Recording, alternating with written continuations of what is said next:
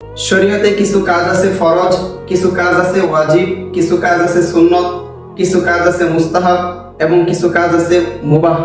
শরীয়তে করণীয় কাজ হলো মোট এই 5 প্রকার।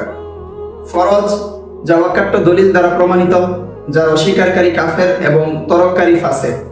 ওয়াজিব, যা কোরআন হাদিসের দলিল দ্বারা প্রমাণিত, যার অস্বীকারী কাফের নয় তবে ফাসিক। সুন্নত, যা পালনীয় তা পালন করা, যা বর্জনীয় তা বর্জন করা, এবং সুন্নত অস্বীকারী কাফের নয় তবে ফাসিক, তবে কবিরা গুনাহগার নয়।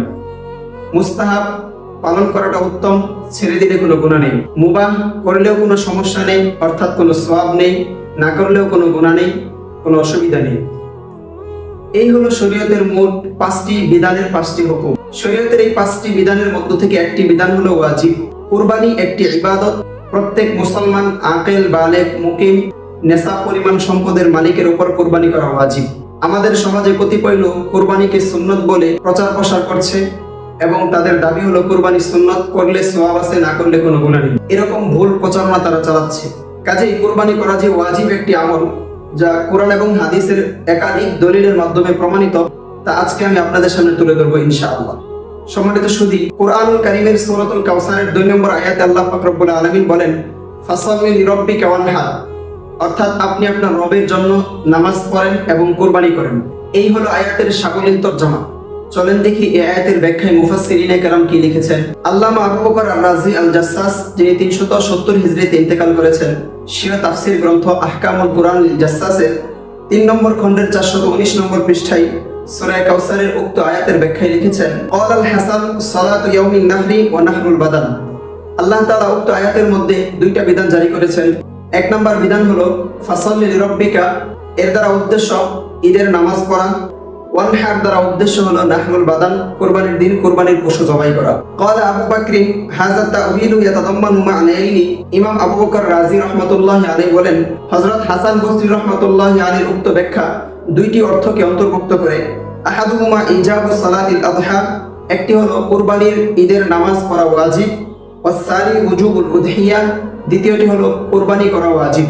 এরপর আরেকটি তাফসীর গ্রন্থ কাজী সানাউল্লাহ পানিপতি রহমতুল্লাহি আলাইহি, যিনি 1225 হিজরিতে ইন্তেকাল করেছেন, তার বিখ্যাত তাফসীর তাফসীরে মাজহারির 10 নম্বর খণ্ডের 353 নম্বর পৃষ্ঠায় উল্লেখ করেছেন, ক্বালা ইকরিমাতু ওয়া আতাউ ওয়া কাতাদা ফাসাল্লি লিরাব্বিকা সালাতুল ঈদ ইয়াওমান নাহর ওয়া নাহরুন নুসুকি। হযরত ইকরিমা, হযরত আতা এবং হযরত কাতাদা আলাইহিমুর রাহমা, এই 3 জন বিখ্যাত তাবিঈ বর্ণনা করেন, ফাসাল্লি লিরাব্বিকা দ্বারা উদ্দেশ্য হলো কুরবানির দিন ঈদের সালাত আদায় করা, ওয়ানহার দ্বারা উদ্দেশ্য হলো কুরবানির পশুকে জবাই করা। ফাআলা হাযা ইয়াসবুতু বিহি ওয়াজুবু সালাতিল ঈদ ওয়াল উদহিয়া, সুতরাং এর থেকে প্রমাণিত হয় কুরবানির ঈদের নামাজ এবং কুরবানি করা উভয়টাই ওয়াজিব। সম্মানিত সুধী, সুনান ইবনে মাজাহ বাবুল আদাহি হিয়া ওয়াজিবাতুন আমলা, এই শিরোনামের 226 নম্বর পৃষ্ঠায়, মুসনাদে আহমদের 8256 নম্বর বর্ণনায় এবং আস-সুনানুল কুবরা লিল বাইহাকির 9 নম্বর খণ্ডের 260 নম্বর পৃষ্ঠায়, কানজুল উম্মালের 12261 নম্বর বর্ণনায় হযরত আবু হুরায়রা রাদিয়াল্লাহু আনহু থেকে একটি হাদিস উল্লেখ করা হয়েছে। আল্লাহ রাসূল সাল্লাল্লাহু আলাইহি ওয়াসাল্লাম বলেন, মান কানা লাহু সাআতুন ফালাম ইউদহি ফালা ইয়াকরাবান্না মুসাল্লানা, অর্থাৎ যে ব্যক্তির সামর্থ্য থাকা সত্ত্বেও কুরবানি করলো না, সে যেন আমাদের ঈদগাহে উপস্থিত না হয়। এখানে লক্ষ্য করলে দেখা যাচ্ছে নবীজি সাল্লাল্লাহু আলাইহি ওয়াসাল্লাম যে সমস্ত ব্যক্তিদের সামর্থ্য আছে কুরবানি করলো না, এই সমস্ত ব্যক্তিদের ব্যাপারে কঠিন হুঁশিয়ারমূলক শব্দ উচ্চারণ করেছেন, ওয়াঈদ প্রদান করেছেন। আর ওয়াঈদ বা ধমকিমূলক শব্দ একমাত্র ওয়াজিব এবং ফরজ ছেড়ে দেওয়ার কারণেই প্রদান করা হয়। অন্যত্র যদি কাজটি সুন্নত হয়, তাহলে নবীজি সাল্লাল্লাহু আলাইহি ওয়াসাল্লাম কখনোই ধমকিসূচক বাণী উচ্চারণ করতেন না। কাজেই উক্ত হাদিস থেকে প্রমাণিত হয় যে কুরবানি করা ওয়াজিব, সুন্নত নয়। অতঃপর মুখতাসারুস সুনানি আবি দাউদের 2 নম্বর খণ্ডের 240 নম্বর পৃষ্ঠা, সুনানে ইবনে মাজার 226 নম্বর পৃষ্ঠা এবং সুনানে নাসাইর 2 নম্বর খণ্ডের 188 নম্বর পৃষ্ঠায় কিতাবুল ফারাই ওয়াল আতিরা এই নামে একটি শিরোনাম কায়েম করা হয়েছে, যেখানে হযরত মিখনাফ বিন সুলাইম রাদিয়াল্লাহু আনহু থেকে একটি বর্ণনা উল্লেখ করা হয়েছে। তিনি বলেন, কুন্না ওকুফান ইনদা নবী সাল্লাল্লাহু আলাইহি ওয়াসাল্লাম বিআরাফাতা। হযরত মিখনাফ বিন সুলাইম রাদিয়াল্লাহু আনহু বলেন, আমরা রাসূলুল্লাহ সাল্লাল্লাহু আলাইহি ওয়াসাল্লামের সাথে আরাফার ময়দানে উপস্থিত ছিলাম।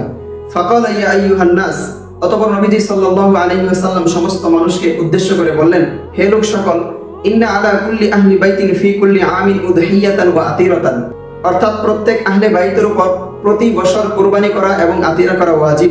সম্মানিত শুধু উক্ত হাদিস থেকে আমরা দুই ধরনের কুরবানি ওয়াজিবের কথা জানতে পারি। এক, ঈদুল আজহার কুরবানি। দুই, আতিরার কুরবানি। ঈদুল আজহার কুরবানিটি তো স্পষ্ট বিষয়। আতিরার কুরবানি কাকে বলে এই বিষয়টি আমাদের কাছে পরিষ্কার হওয়া দরকার। আতিরা বলা হয় ওই কুরবানিকে যা জাহিলি জামানায় রজব মাসে প্রতিমার নামে উৎসর্গ করা হতো, কুরবানি করা হতো। এই কুরবানি ইসলামের প্রথম যুগে আল্লাহর নামে করা হতো। পরবর্তীতে উক্ত কুরবানিকে মানসুখ বা রহিত করে দেওয়া হয়েছে।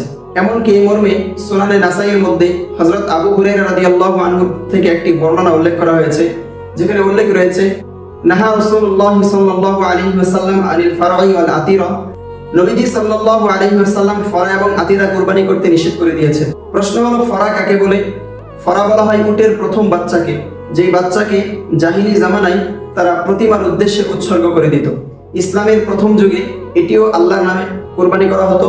পরবর্তীতে এই বিধানকেও মানসুখ করে দেওয়া হয়েছে। সম্মানিত সুধী, আরেকটি দলিল আমি আপনাদের সামনে পেশ করছি। সহিহ বুখারী শরীফে ইমাম বুখারী রাহমাতুল্লাহি আলাইহি বাবু মান যাবাহা ক্বাবলা সালাতি আআদা এই নামে একটি শিরোনাম কায়েম করেছেন। উক্ত শিরোনামে হযরত জুনদুব বিন সুফিয়ান আল বাজালি রাহমাতুল্লাহি আলাইহি থেকে একটি riwayat উল্লেখ করেছেন।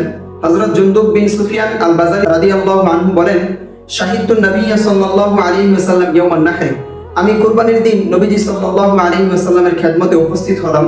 ফাকালা, অতঃপর নবীজি সাল্লাল্লাহু আলাইহি ওয়াসাল্লাম বললেন, মান যাবাহা ক্বাবলা সালাতি ফালইউঈদ মাকানাহা উখরা, যে ব্যক্তি কুরবানির ঈদের দিন কুরবানির নামাজের পূর্বেই কুরবানির পশু জবাই করবে, সে যেন নামাজের পর আবার তার স্থলাভিষিক্ত আরেকটি কুরবানির পশু জবাই করে। ওমান লাম ইয়াজবাহ ফালইয়াজবাহ, আর যে ব্যক্তি পশু কুরবানি করেনি নামাজের পূর্বে, সে যেন নামাজের পর কুরবানির পশু জবাই করে নেয়। আমরা যদি লক্ষ্য করি উক্ত হাদিসের মধ্যে নবীজি সাল্লাল্লাহু আলাইহি ওয়াসাল্লাম ওই ব্যক্তির কুরবানিকে পুনরায় করতে বলেছেন যে ব্যক্তি কুরবানির দিন কুরবানির ঈদের নামাজের পূর্বেই কুরবানি জবাই করে ফেলে। আর নবীজি সাল্লাল্লাহু আলাইহি ওয়াসাল্লামের এই দুইবার করার আদেশই হচ্ছে এই কথার দলিল যে কুরবানি করা ওয়াজিব, সুন্নত নয়। কারণ ফরজ এবং ওয়াজিব এই দুইটি আমলের ক্ষেত্রেই প্রথমবার যদি সহি না হয় তাহলে দ্বিতীয়বার আবার আদায় করতে হয়, কিন্তু সুন্নত, মুস্তাহাব এবং মুবাহ কাজের ক্ষেত্রে বিষয়টি এমন নয়। কাজেই উক্ত বিস্তারিত দলিল এবং প্রমাণের মাধ্যমে প্রমাণিত হলো যে কুরবানি করা ওয়াজিব, কুরবানি করা সুন্নত নয়। যারা বলছেন কুরবানি করা সুন্নত তাদের কথা ঠিক নয়, বরং তাদের কথা কোরআন এবং বহু হাদিসের বিরোধী। এজন্য আল্লাহ তাআলা আমাদের সকলকে কুরবানিকে ওয়াজিব হিসেবে স্বীকার করার তৌফিক দান করেন এবং যাদের উপর কুরবানি ওয়াজিব হয়েছে প্রত্যেকেই সহি তরিকায় কুরবানি করার তৌফিক দান করেন। আসসালামু আলাইকুম ওয়া রাহমাতুল্লাহ।